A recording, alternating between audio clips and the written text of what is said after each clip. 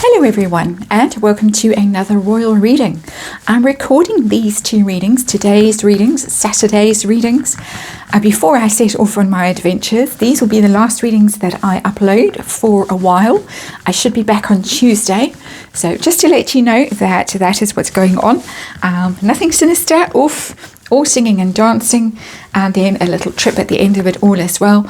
But I just wanted to get these readings done before I go, because Harkles are in the news again about their trip to the UK for the big Jubilee weekend, which is this coming weekend.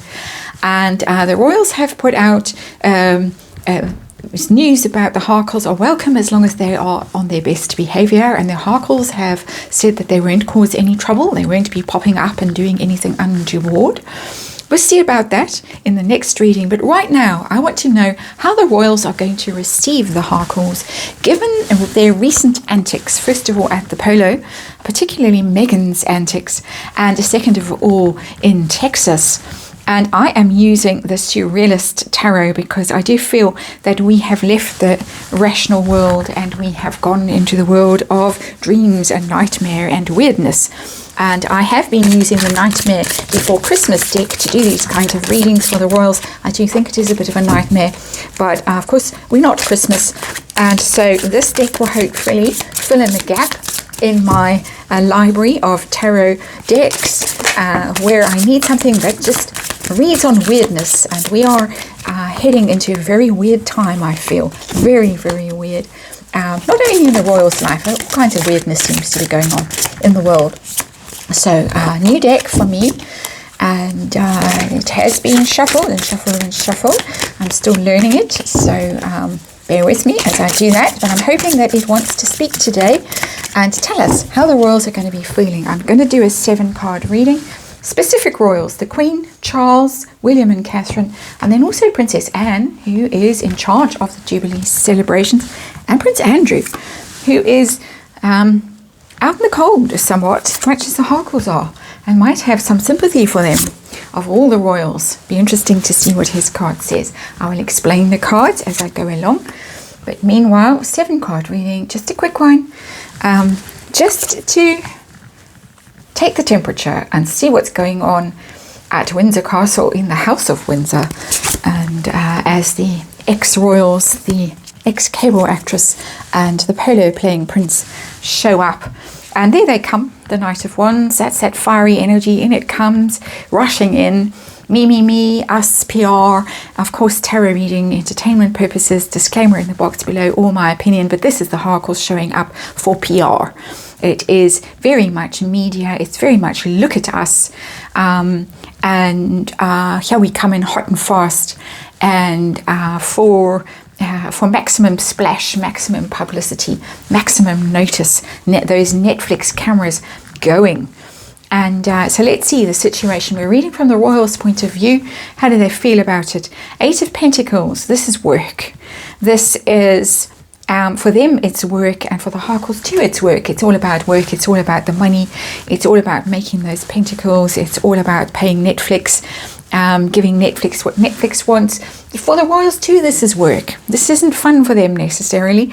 This is what they have to do to justify their existence, really. They have to put on the display, the show, the pomp and circumstance. They have to get out there on that balcony. They have to look their best. They have to do the garden parties and all the rest of it, and be royal. This is working at being royal. So they're all at it this coming weekend. They are all putting their best faces on, their best foot forward, in their best outfits. Meghan has put PR out that she's going to be dressed all in white. Seems to be her latest thing, perhaps with a black bra underneath. We have to wait and see what travesty she turns up in. But there it is, hard at work. This is hard work for them, all of them. So the Queen, how does Her Majesty the Queen feel about the Harkles coming? She's happy. She's got the 10 of Pentacles. She's got them back in the fold.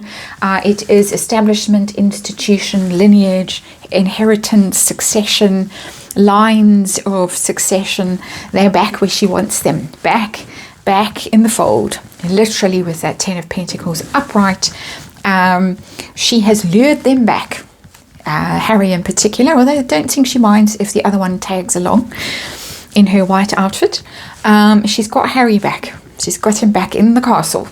And that's all she cares about. And she will be, this is what she wanted. And I've seen this over and over and over and over. And she has played her cards and she has lured him back. Very interesting. And so she's okay. She's this is good. I don't care what the public think. Public might hate him. Public might be lined up with rotten eggs to hurl. But I have got him back. And all that matters to her. And I'm not judging her for that. She is extremely elderly. She has served the public heroically throughout her life. And if she wants Harry back, then she's welcome to have him back. Others in the royal family might get rid of him in due course or in the fullness of time, as Neil Sean likes to say. So let's see how Prince Charles feels about the two turning up, how he's going to treat them. 6 of Swords. He wishes they were staying far, far away. They're bringing trouble with them for Prince Charles.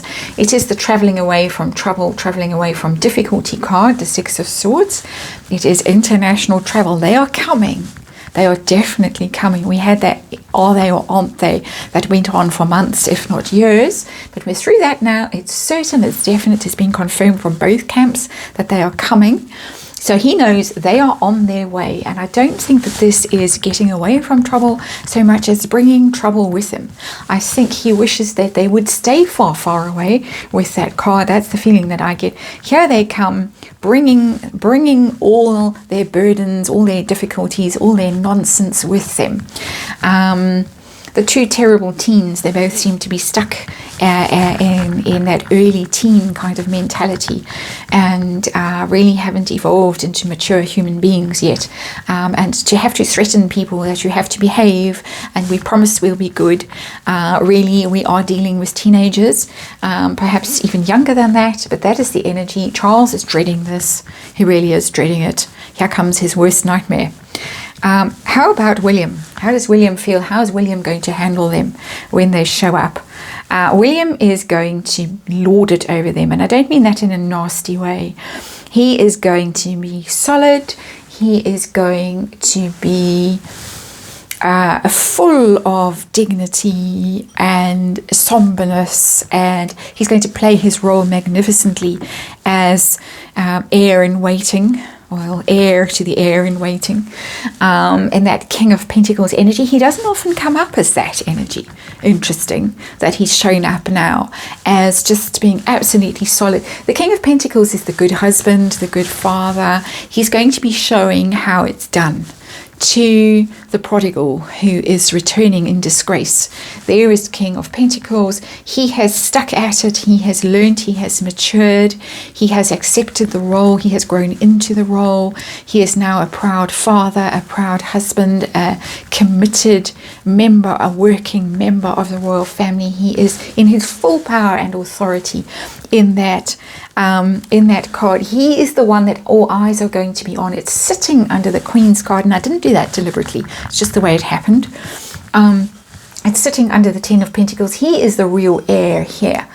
And the 6 of Swords over there, Prince Charles, who is the actual heir, is the one that's really traumatized by all of this. William doesn't care. William is solid in himself. He's been through hell over the past few years and he's emerged from it. You can see that he looks really comfortable in his own skin now. He knows who he is and what he's called upon to do.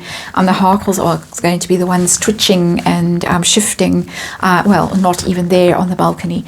William is good. William is solid. William has the royal family in his in the safety of his hands, really, in that card, King of Pentacles.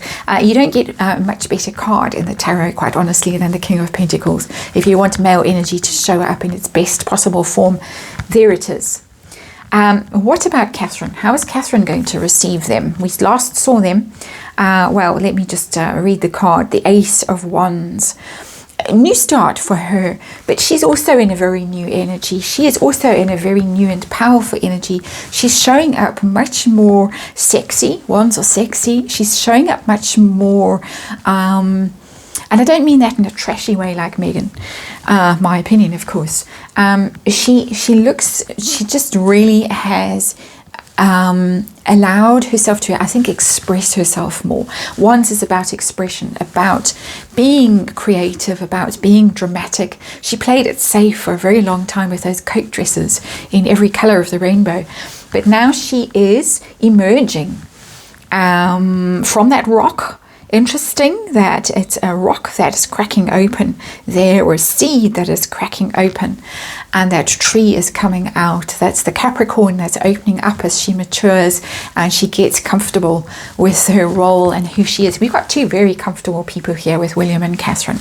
No matter what people say about their energy with at the Tom Cruise thing, the Top Gun thing, which I haven't read on yet. It's on my to-do list, but events kind of got ahead of me, as they always do. I think tired, I think just stressed, but these two people are absolutely confident. She's actually looking forward to it with that Ace of Wands. This is not dread. There is dread. There is enjoyment. She's going to enjoy it. She's going to pull out all the stops. She's going to look spectacular without any nylon hair or black bras. She's going to really enjoy herself. She's going to enjoy her new authority, her new power with that Ace of Wands. The drama of it. She's actually going to enjoy the display of it and all the pomp and circumstance. And she's really stepping into a real power moment in her life now. So these are very lovely cards to read, I have to say. I'm enjoying this reading, unlike the reading I did yesterday. How's Princess Anne going to handle the Harkles when they show up? There she is, the fire sign woman, the Queen of Wands. She's also in maximum power, maximum authority.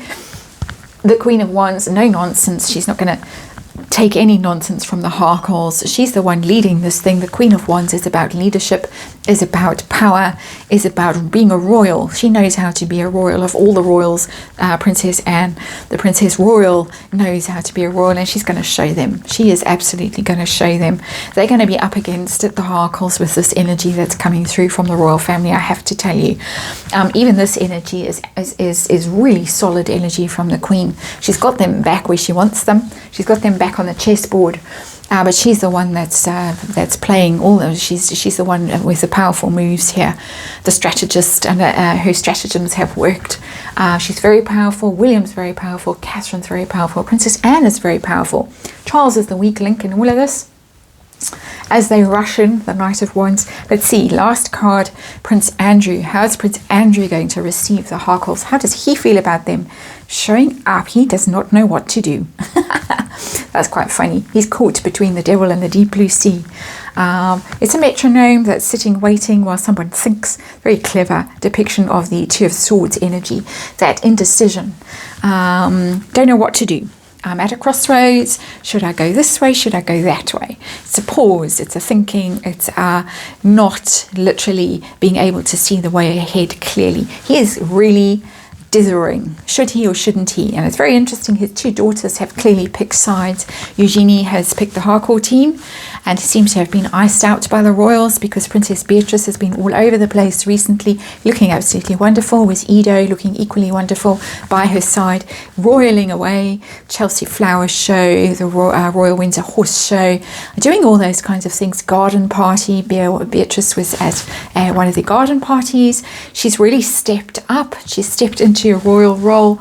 I need to read on that too. It's on my to-do list. Andrew is caught in the middle. He really is stuck in the middle, just as Meghan was at that fake trophy award ceremony on that slee thing drawn by the tractor at the podium, that fake podium.